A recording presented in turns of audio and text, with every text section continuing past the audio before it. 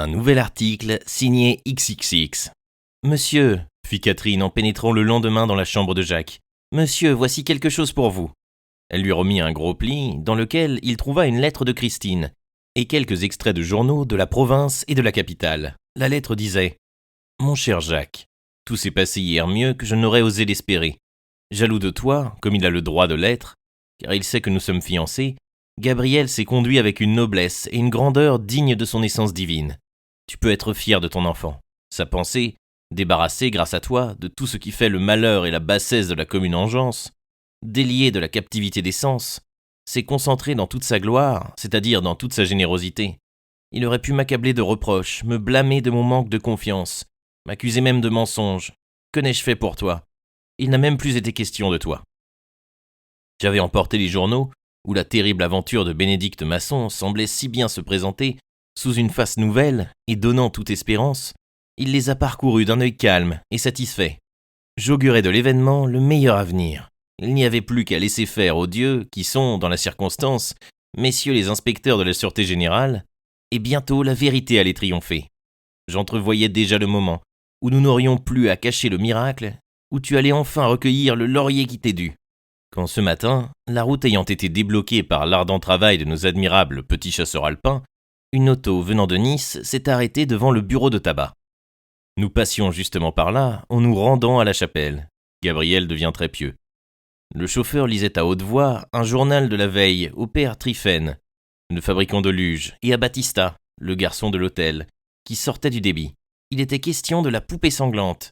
Nous écoutâmes et puis nous lûmes à notre tour. Je regardais Gabriel.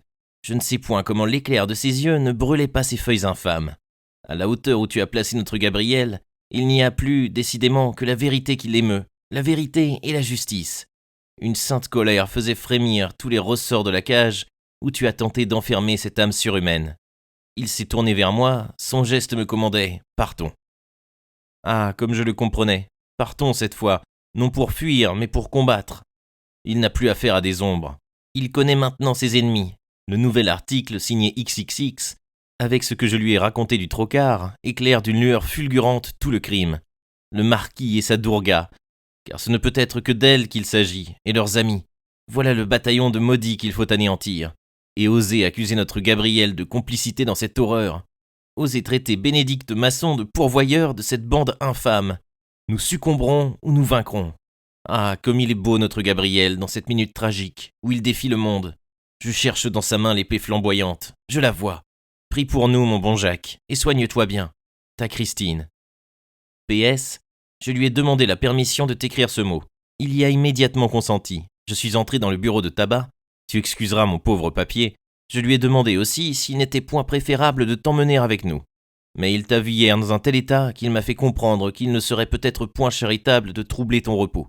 Je n'ai pas insisté, connaissant ton cœur, et sachant que tu n'eusses pas hésité à sacrifier ta santé pour venir partager nos dangers. À bientôt, mon bon Jacques. Tu entendras parler de nous.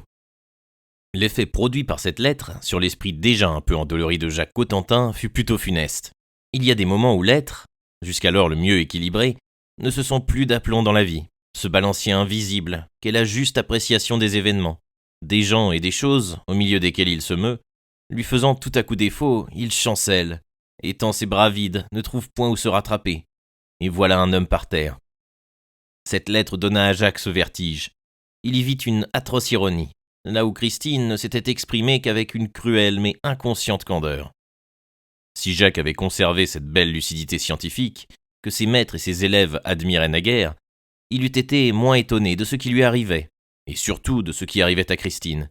Elle vivait dans le rayonnement d'un dieu, loin des contingences. Elle aussi devenait pur esprit.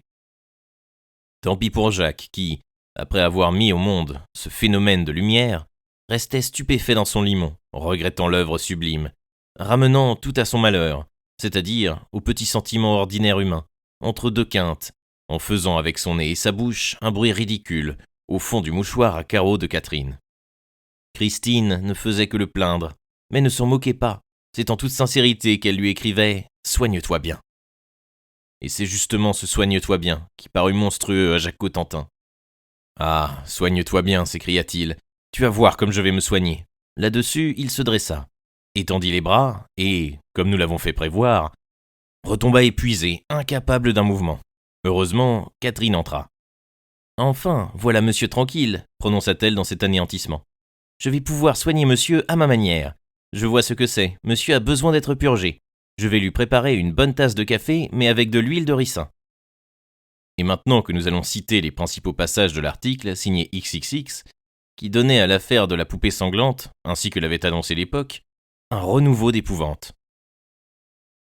L'émotion, soulevée d'inquiétude, dans le monde entier par la résurrection, c'est le cas ou jamais de se servir de ce terme, du procès de Corbière, disait l'écrivain masqué de l'époque, ont eu leurs origines autant dans le miracle scientifique qui faisait sortir un condamné à mort du tombeau, que dans les événements subséquents qui perpétuaient le crime de Bénédicte Masson. Si bien que ceux mêmes qui, malgré tant de témoignages, ne croyaient pas à la poupée, ne cachaient pas leur angoisse devant le problème qui s'imposait à tous, d'une innocence possible. Aujourd'hui, nous pouvons rassurer tout le monde. Bénédicte Masson était bien coupable, mais, et c'est là l'élément nouveau, formidable, que nous avons annoncé et sans lequel le crime, c'est-à-dire tous les forfaits imputés aux sauvages de Corbière, restait inconcevable dans sa liaison et dans ses proportions, mais, affirmons-nous, Bénédicte Masson n'était point le seul coupable. Ce monstre n'était peut-être, après tout, que l'instrument d'une bande, écrivons plutôt d'une secte, qui a fait de l'assassinat une sorte de religion.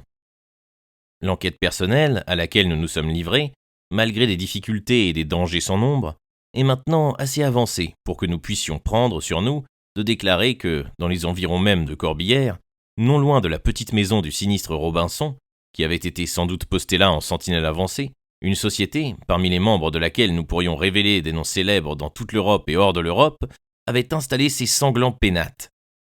Que de telles choses soient possibles à notre époque, il faut, pour le comprendre, remonter le cours des âges et diriger nos yeux vers l'Orient, d'où ces chevaliers du crime nous sont venus, montés sur leur nef hideuse, dont les voiles rouges se gonflaient au souffle du Bacchus indien. Déjà, la vieille Europe effrayée avait entendu parler de cette association d'assassins.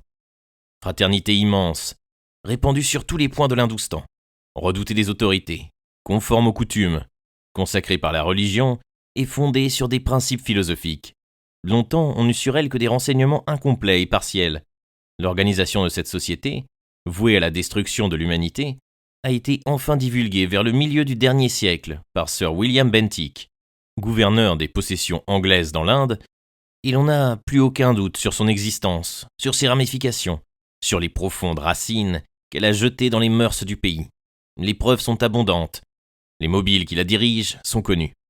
Depuis le cap Comorin jusqu'au mont Himalaya, une vaste association couvrant le sol, répandue dans les forêts, habitant les villages, mêlée aux citoyens les plus respectables, soumise à un code de moralité d'ailleurs sévère, parcourant tout le territoire, n'a d'autre moyen d'existence, d'autre gloire, d'autre but avoué, d'autre religion que de tuer. Les philosophes occidentaux sont restés bouche béante et les yeux fixés sur ce phénomène. Lorsque des faits avérés sont venus l'attester, ils n'ont pu ni le réputer, ni le comprendre. Quelle explication rationnelle donner d'une telle anomalie ? La société repose sur le besoin de la conservation. Voici des milliers d'hommes associés pour la destruction. Ils tuent sans scrupule, sans remords, d'après un système mieux lié, plus logique, plus complet que tous nos systèmes métaphysiques. Assurément, ceci est un prodige. Les assassins, ou thugs, mot qui signifie séducteur, sont non seulement moralistes, mais prêtres, mais artistes. Leurs formules pour étrangler le voyageur sont savantes. Leur recherche d'élégance et de grâce dans le procédé même de l'assassinat ferait honneur à l'invention d'un poète. Nul d'entre eux n'oserait employer un nœud coulant, grossièrement fabriqué, ou contraire à l'élégance des formes sacrées par la tradition. Il y a solennité, poésie, grâce, estime de soi-même, conscience du devoir, dans cette secte infernale qui a fleuri paisiblement sous les hindous, sous les mahométans et sous les anglais. Ces démons se croient des anges, ils meurent tranquilles et fiers, ils dorment en paix. La justice britannique met-elle la main sur eux, ils se présentent sans crainte et meurent sans honte. Ils développent ingénument les principes de leur caste, en soutiennent l'excellence et en rapportent les actes les plus horribles à une nécessité supérieure, divine, dont ils ne sont que les instruments. Ils sont les diacres de l'effroyable déesse Devi, la maîtresse de la mort, qui se nomme encore Kali ou Durga. Tous les meurtriers la regardent comme leur protectrice. Les sacrifices humains lui plaisent seuls. Ils ont commencé par verser le sang devant sa statue, maintenant ils le boivent. Autrefois, ils se divisaient en Thugs du Nord et en Thugs du Midi, avec leurs rites spéciaux. Depuis la fin du dernier siècle, une nouvelle secte n'a fait que grandir en puissance, et tend de plus en plus à fondre en elle tous les éléments du thuggisme. C'est celle des Thugs Asuras, qui ont compliqué leur rite criminel de toutes les pratiques du vampirisme. Les Asuras, pour se conformer aux anciennes coutumes, étranglent encore leurs victimes, mais après avoir vidé leurs veines et s'être repus de tout leur sang. Il leur arrive de prolonger le supplice pendant des semaines, des mois et même des années. Ils s'attaquent presque exclusivement aux femmes. Quand leur victime est belle et douée d'une santé robuste, ils ont garde d'en finir avec elle dès la première séance.